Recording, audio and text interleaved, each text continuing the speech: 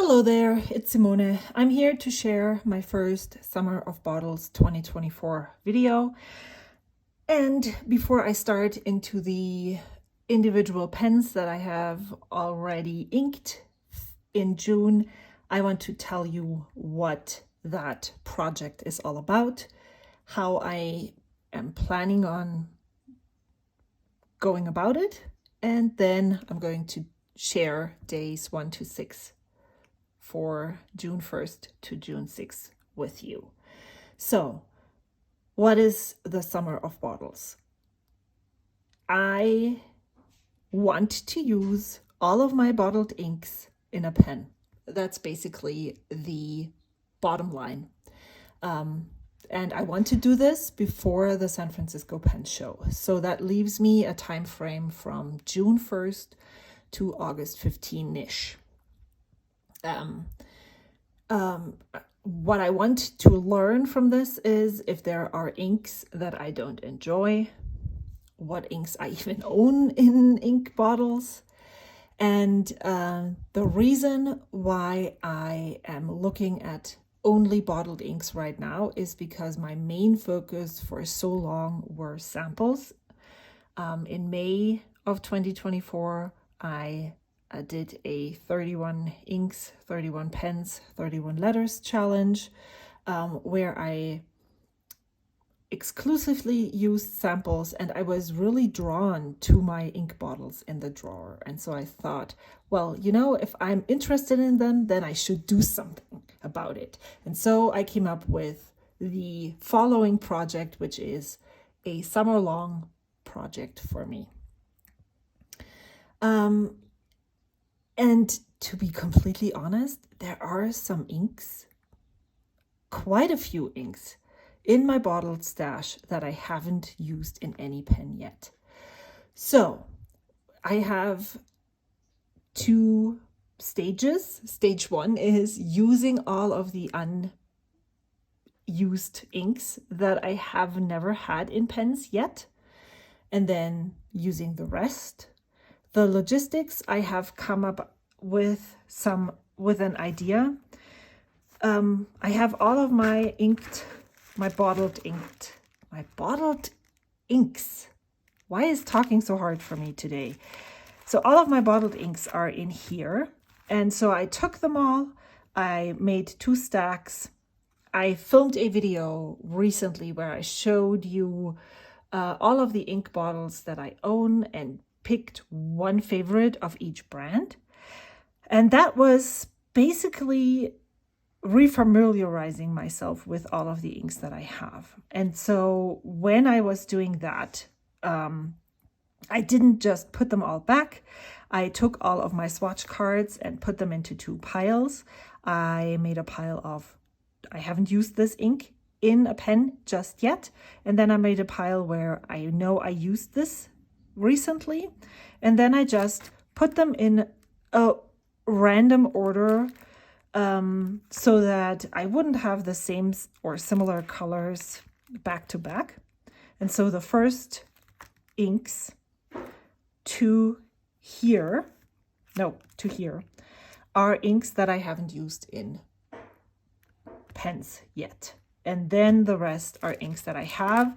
I did sort those in. I haven't used this in a very long time. Those are in the beginning, and the ones that I have just recently used, like Konpeki or Brilliant Brown, I think I used both of those in April. I know I like them. I just recently purchased this bottle because I liked it so much, and so those, I know I like them. If I don't get to use them in the given time frame, it's not a big problem. So I put all of those that I have just recently used towards the back. Now, inking a pen every day is a really fun thing, and it brings me a lot of joy. It works for me for a lot of reasons. I have talked about this in other videos. But it's also still something that is adding to my daily load. And so what I would like to do is break this up into two different ways of working on my summer project. So in June, I'm still continuing just like I did in May with inking 1 pen per day.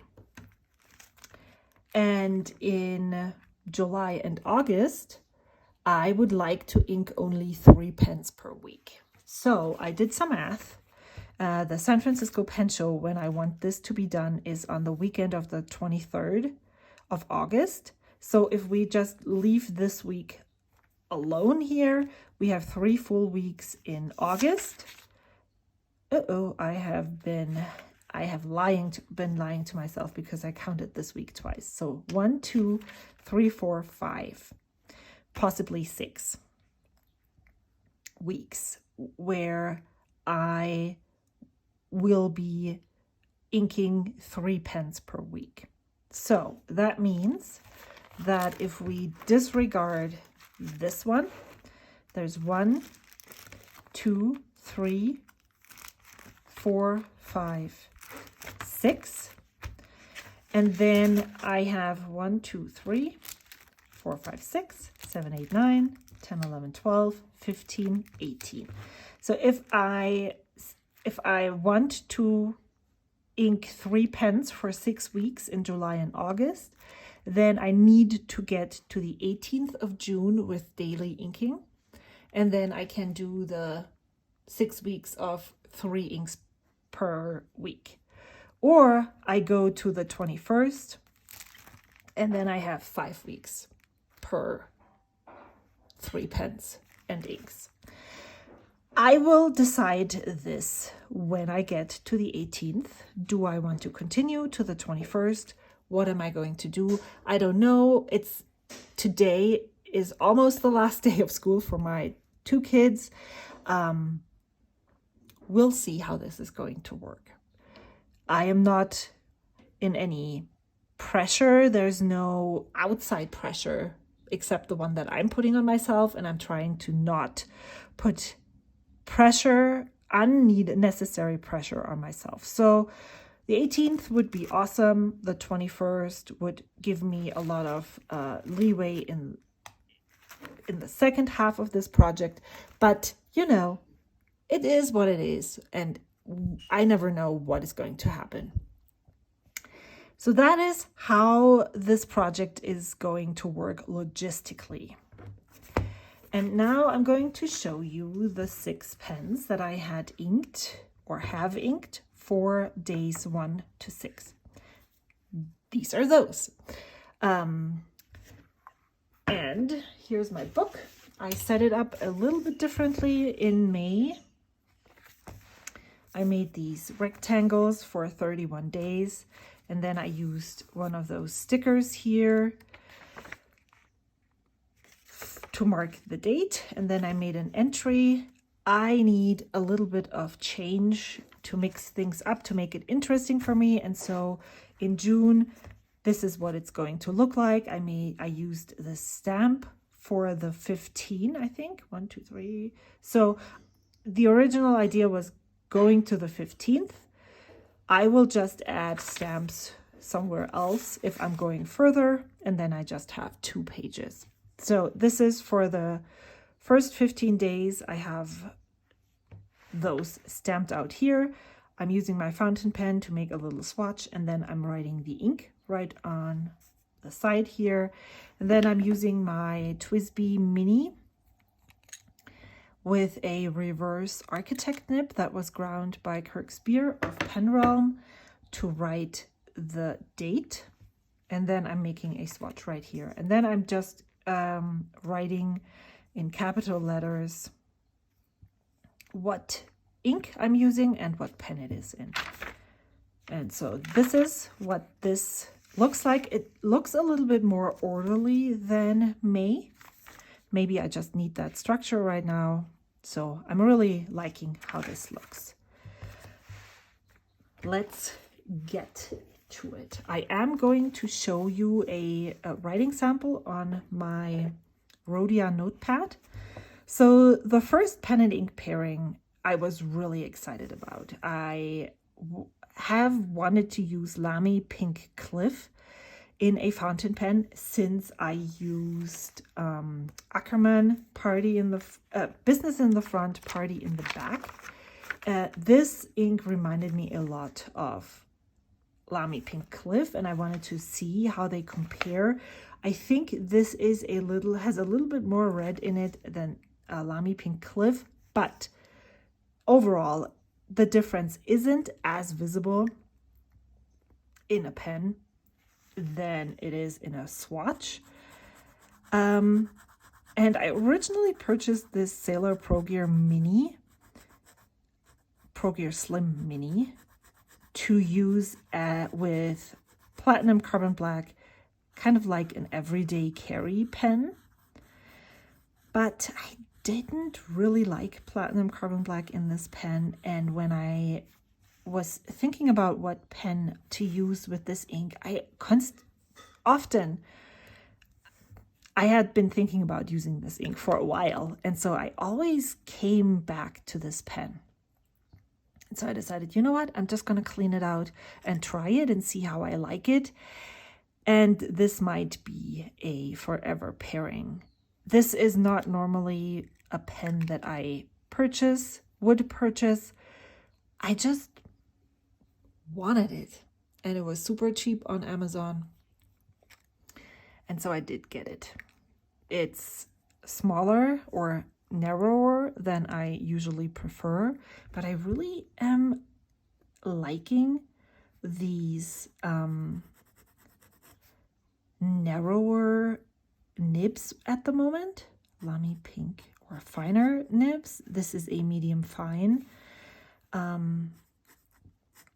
But there's something in here.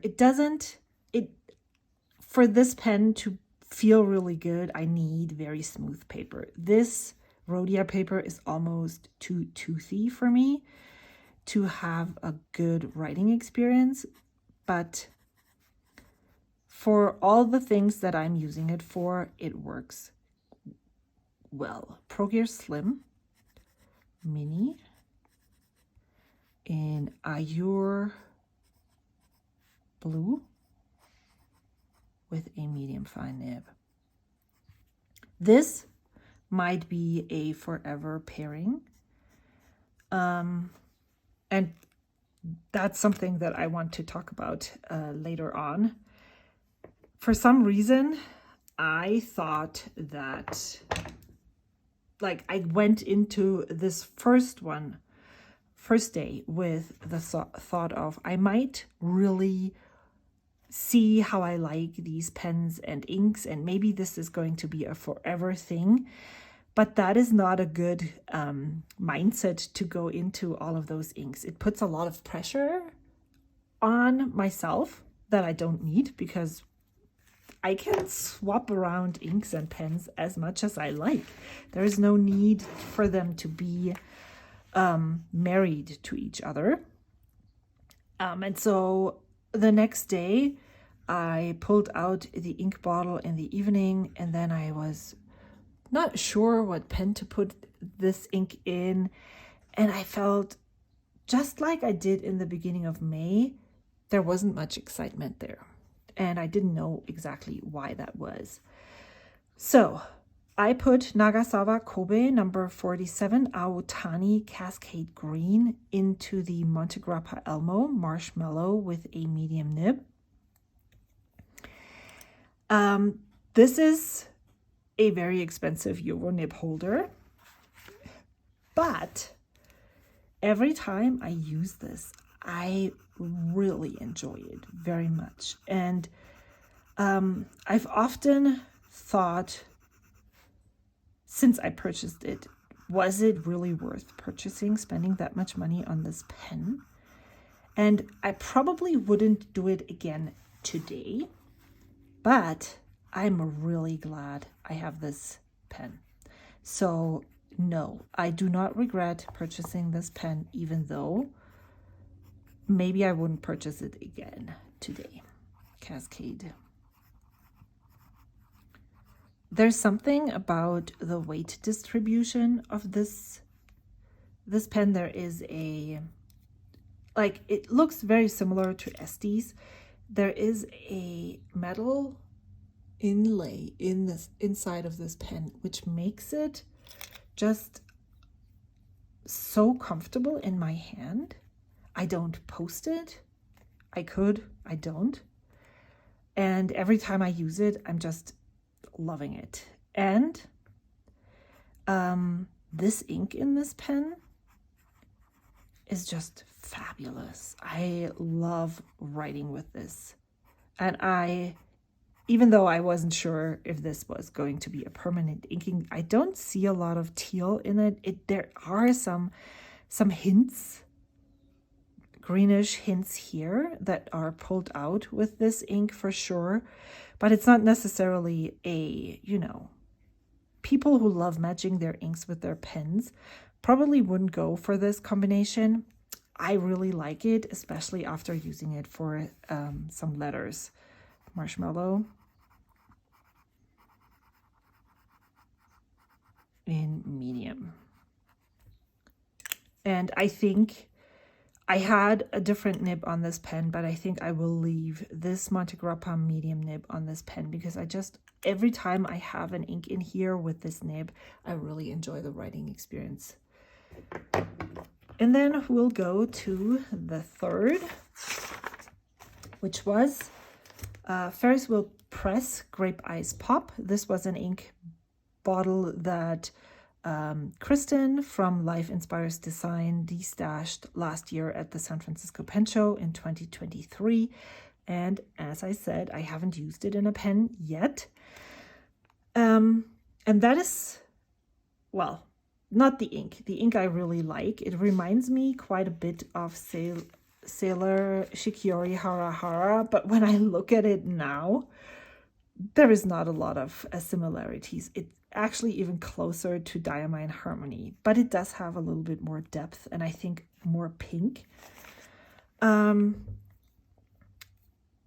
So what I'm trying to figure out with my Jowo nib holder pens is if I would like to pair not just an ink with a specific pen, but also one specific custom ground nib with a specific Jowo nib holder. Let's just call them that. It's not, I don't mean this in a negative way.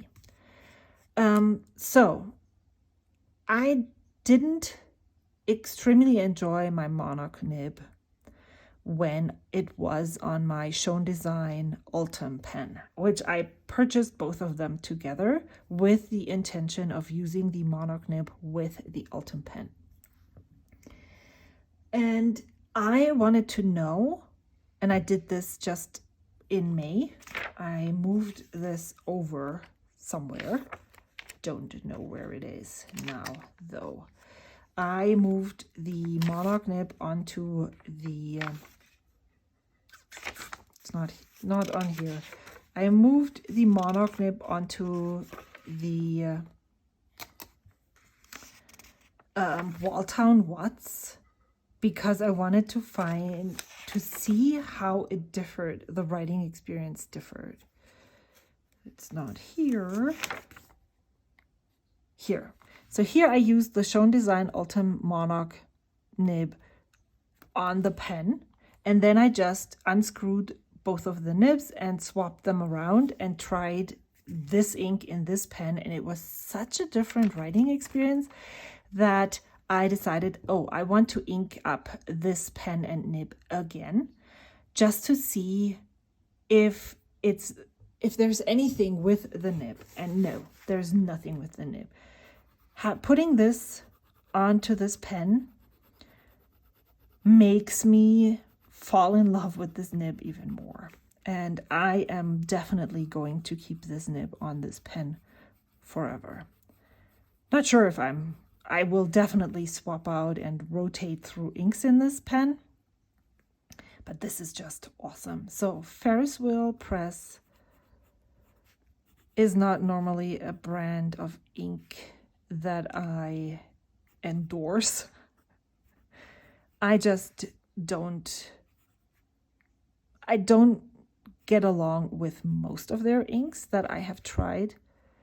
And so I decided, you know what, if I'm just not really loving those, why do I always keep trying? And so I'm just staying away from them.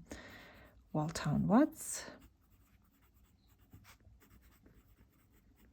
Sebastian with the Monarch medium nib. I also really like the blank here. This is just such a great pen. And I also think that the Monarch nib just works really well with the funky colors, the loud colors of this pen, because there's always going to be a lot of ink put onto the page with this nib. So yeah, very, very happy. This is probably going to be a forever nib and pen pairing. Then I had the same experience with Nagasawa Kobe number 82 Maya Kaigan Apple Green, where I pulled out the ink and I was like, oh my gosh, I do not know what pen to put this in. Why am I not excited? And then it started to, you know, the fog started to clear and I realized I am putting pressure on myself where I don't need to put pressure on myself. I'm just using these inks to see how I like them. I don't have to find the perfect pair. I don't have to find the forever pairing. I just want to use them and see how I like them. And it's still a game. It's fun. It's supposed to be fun. And why am I putting so much pressure on myself? So I stopped doing that. And since then, this has been a great experience. So I put Nagasawa Kobe number 82 into my Lamy 2000 with a fine nib. And if you've been watching my videos in May, you know that I have been gushing over the regular 14 karat gold Lamy nibs that I purchased at the end of April. And I also said that I actually, if I had to decide at that specific moment whether to pick the Lamy 14K gold nibs that fit the safari style pens or the Lamy 2000, I would pick the Lamy Safari gold nibs. But this ink in this pen, Kobe number 82, definitely made me fall in love with the Lamy 2000 again.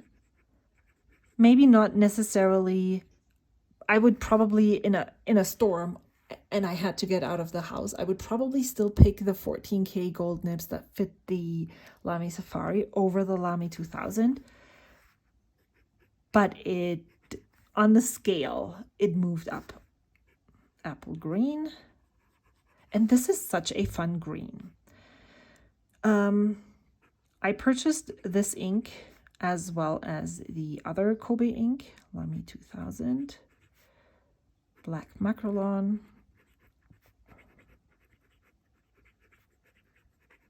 with a fine nib at the San Francisco Pen Show in 2023, when they, on the Sunday, they basically wanted to get rid of all of their inks that they still had left in stock, so they did a buy one, get one free.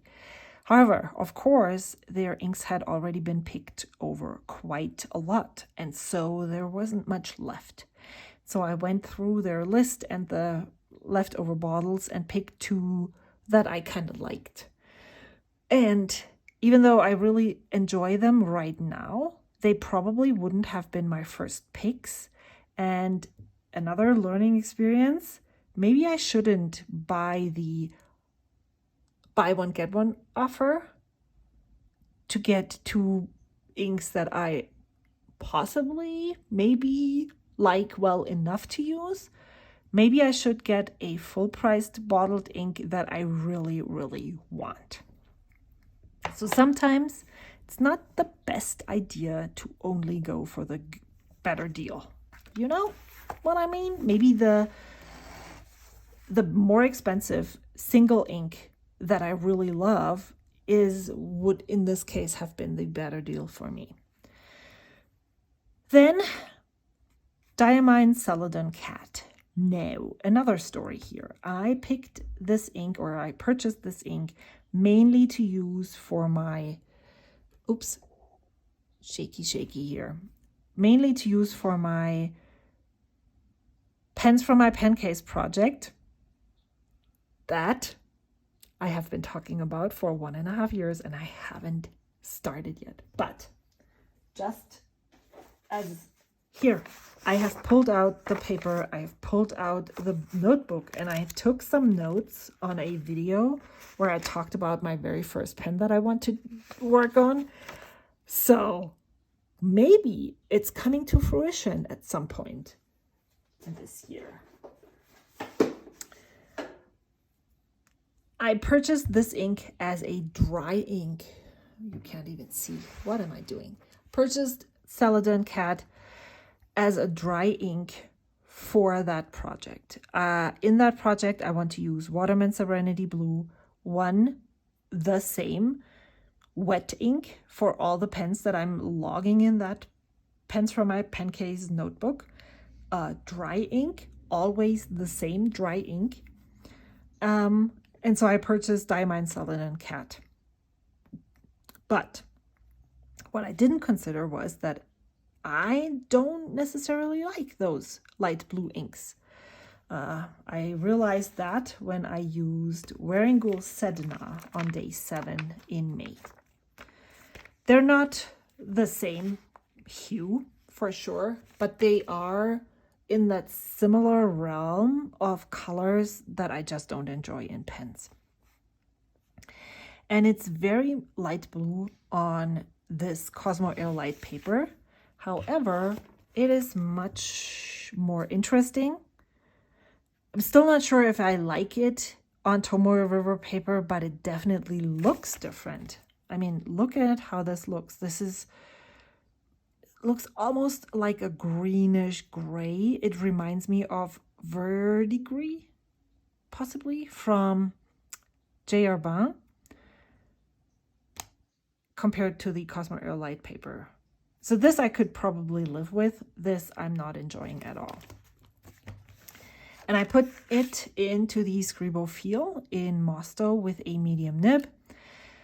It seems to be a dry ink because I had a much better, wetter experience in May with this pen.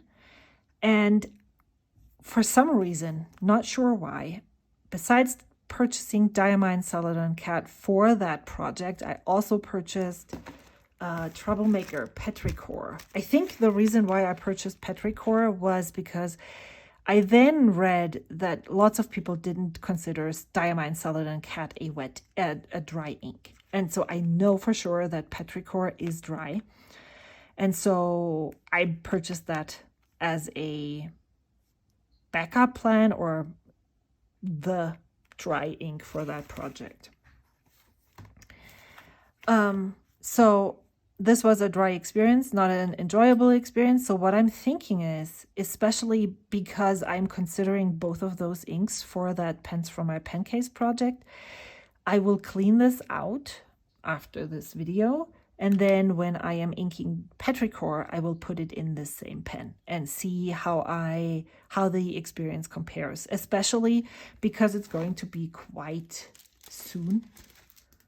I am on day 9, 10, 11, 12. So it's going to be 7 days in between these writing experiences. And I think that's going to be helpful to decide which ink is drier and which I like more. But, I mean, I don't enjoy dry inks, period. So it's always which one is the better one of the bad inks situations. I am also not 100% in love with this Scribo, and it really hurts me to say that. What I did floss the tines last time that I used it, which was, I don't know. I should have put the ink, the pen on here as well, because I used it Oh, Diamine Salamander, day 21. I had a really good experience with this. I flossed it and then it felt wet and smooth and awesome. But what I don't like is that every time I use this, and this is definitely more noticeable with the lighter ink, look how dark this ink looks when I start writing with it. It really annoys me a lot that I have such an expensive pen that will darken, not necessarily dry out because I haven't had hard starts with it yet. But it just annoys me when an expensive pen evaporates so much water so that the ink is so much darker. But I do really like, this is so interesting. This pen was such a dry, draggy, unexciting, unsatisfying experience on Cosmo Air Light paper. But on this Rhodia paper now, it feels really good. And Scribo feel in Mosto. And you can see how smooth it glides. And also the ink, as I said, the color, look how different it looks. This is interesting. I like this. This not so much. So yeah. I'm not sure what to think about this, so I'll see. I'm glad I'm going to use this twice this month just to make up my mind about this pen. And then lastly, day 6 was Lamy Violet Blackberry. And before I put it in a pen, I actually read up on it on Mountain of Ink, where she said it's not necessarily a wet ink, but it's also not dry. And so I thought maybe that's a good place. Maybe that the Platinum 3776 Century would be a good pen for this ink. This ink must be extremely wet because it just gushes out of the pen. And I never really have that experience with this pen at all. I actually considered selling this pen because it often, even with seemingly wet inks, it's a dry writing experience. Not with this ink in this pen at all. Did not have this experience. And this hard start was the first time, because usually this has a slip and seal cap and it should seal quite nicely. That was another reason why I decided for the slip and seal cap, because I don't necessarily and usually use sheening inks. So this is Lamy Violet Blackberry. But I have heard that sheening inks seem to dry out quite easily if you don't have a well-sealing pen. And so I thought, well, this should possibly do it for me. I'm glad I'm writing on this paper with this pen and ink right now, because again, this is the writing experience that I had expected. It feels more draggy on this paper. You can see the line width is so much different on these two papers. But it's on Tomoe River paper, and I have another writing sample on Tomoe River paper here. It is definitely broader than what I can see on Rhodia paper. Shape of heart with a medium nib. This is what I had expected on these papers. This is not enjoyable. And I am just wowed, not necessarily in a positive way, by how much sheen this ink has. There's basically no base color to be seen on this ink. And I didn't word it correctly. I am assuming that maybe these inks are similar, but this is the ink without the sheen and this is it with the sheen. I should do a chromatography to find out. I still have all of the samples that I destashed because I was going to give them away and I'm still planning to, but my niece and nephew are coming at the end of June. And if they're even showing the slightest interest in my fountain pens and inks, I will totally give them some of my pens and some of my ink samples that I have gone through these past months. Because, I mean, why not? That would be so much fun. So, yeah. Now I'm stuck with a bottle of this ink that I don't really enjoy yet.